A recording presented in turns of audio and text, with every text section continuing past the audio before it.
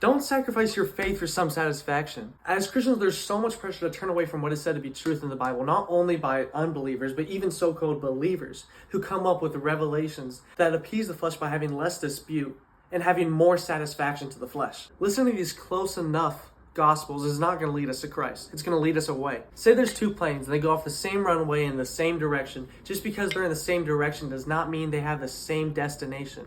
Even if one is 1 degree off, it is going to end up in a completely different environment. Finding an appealing answer, whether it's through a relationship, religiously, politically, socially, if it's not in the direction of Christ, even if it's just halfway, it's not going to lead you to him as the destination. John 7:18 says, whoever speaks on their own does so to gain personal glory, but he who seeks the one who sent him is a man of truth. And 2 Timothy 3:16 says, all scripture is God-breathed. Colossians 3:26 says, whatever you do, work it out with all your heart as though working for the Lord and not the people. Don't appease the flesh. Don't be a people pleaser in your faith, whether it's for yourself or others, because people pleasing is not going to lead you to God. Scripture is God-breathed. What it says is true. There's no changing that. There's no changing that appeal for ourselves, for our flesh, because our flesh is going to ruin for our own personal gain. And personal gain is not going to save you. God's glory will, God's salvation is what's going to save you. There's only one way to heaven, and that isn't found by meeting God halfway, because halfway is not there.